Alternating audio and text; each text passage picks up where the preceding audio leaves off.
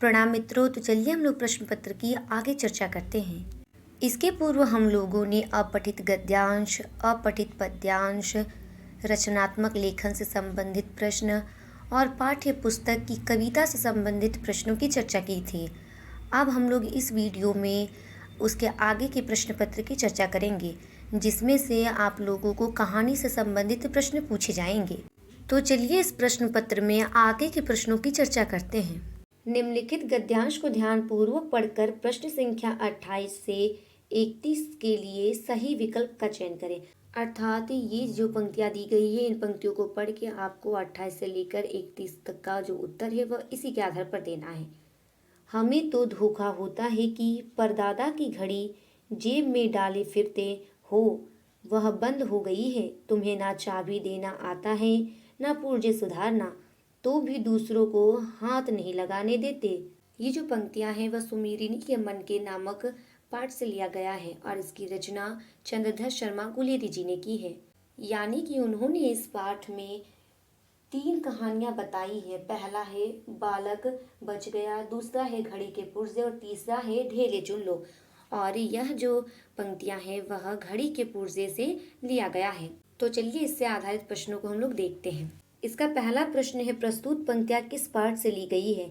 तो जैसा कि हमने आपको बताया कि यह जो पंक्तियां हैं वह घड़ी के पुर्जे नामक पाठ से लिया गया है और उसकी रचना चंद्रधर शर्मा गुलेरी जी ने की है। अगला प्रश्न है, बंद घड़ी के माध्यम से कवि ने किस पर प्रहार किया है। पहला है पुरानी परंपराओं पर, रूढ़िवादियों पर, अंधविश्वासों पर, और चौथा है इनमें से सभी। तो इसका सही उत्तर हो जाएगा इनमें से सभी। अगला प्रश्न है, हमारे दुखों का कारण क्या है।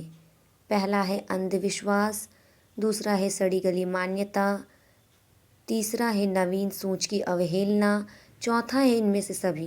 तो इसका सही उत्तर हो जाएगा चौथा, इनमें से सभी। अगला प्रश्न है, इन पंक्तियों का अभिप्राय है। पहला विकल्प है समय परिवर्तनशील है, दूसरा है समय का कोई मूल्य नहीं है, तीसरा है समय का अभाव है, चौथा इनमें से कोई नहीं। तो इसका सही उत्तर 1 हो जाएगा, समय परिवर्तनशील है। अर्थात दी गई पंक्तियों के आधार पर जितने भी प्रश्न थे उनकी हम लोगों ने चर्चा कर ली। अब जो शेष पाठ है उसके आधार पर ये सारे प्रश्न दिए गए हैं। तो चलिए इन सभी प्रश्नों को हम लोग देखते हैं। 32वां प्रश्न है, शुक्ल जी जब काशी बारात में गए थे तो किस लेखक के घर को देखा था। तो इसका उत्तर हो जाएगा 3 भारतेंदु हरिश्चंद्र। अगला प्रश्न है, वार्षिकोत्सव का मुख्य आकर्षण कौन था। तो इसका सही उत्तर हो जाएगा 4 बालक। अगला प्रश्न, सनवदिया का क्या नाम।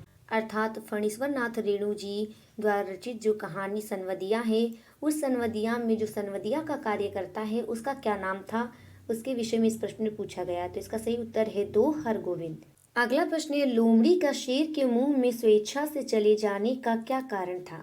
पहला विकल्प है रोजगार का दफ्तर, दूसरा है बाजार, तीसरा है उद्यान, चौथा है मेला। तो इसका सही उत्तर हो जाएगा 1 रोजगार का दफ्तर। अगला प्रश्न है, एक अच्छे साहित्य का प्रमुख कर्तव्य है। पहला विकल्प है मनुष्य को आशावादी बनाना, दूसरा है मानसिक विश्रांति प्रदान करना, तीसरा है संघर्ष के लिए प्रेरित करना और चौथा है इनमें से सभी। तो इसका सही उत्तर हो जाएगा चौथा, इनमें से सभी। अगला प्रश्न है, सूरदास को किसमें विश्वास था। इसका पहला विकल्प है हंसी ठिठोली में, दूसरा है आलस्य में, तीसरा पुनर्निर्माण में, चौथा लड़ाई झगड़े में। तो इसका सही उत्तर 3 होगा, पुनर्निर्माण में। अगला प्रश्न है, बिस्कोहर की माटी पाठ के लेखक का क्या नाम है। तो इसका सही उत्तर हो जाएगा विश्वनाथ त्रिपाठी। अगला प्रश्न है, अपना मालवा खाऊ उजाड़ू सभ्यता में शीर्षक रचना के माध्यम से लेखक ने क्या संदेश दिया है। इसका पहला विकल्प है पर्यावरण के प्रति लोगों को सचेत किया है, दूसरा विकल्प है पर्यावरण का दोहन सिखाया है, तीसरा विकल्प है पर्यावरण प्रदूषण फैलाया है और चौथा विकल्प है पर्यावरण की कोई चर्चा नहीं की है। तो इसका सही उत्तर हो जाएगा 1, पर्यावरण के प्रति लोगों को सचेत किया है। अर्थात इसी प्रकार के प्रश्न जैक द्वारा 2023 की परीक्षा में पूछे गए थे। ये सारे प्रश्न ऑब्जेक्टिव प्रश्न के अंतर्गत पूछे गए थे। इसी के साथ साथ 40 अंक का सब्जेक्टिव भी एग्जाम लिया गया था। यहीं पर यह प्रश्न पत्र समाप्त होता है। धन्यवाद।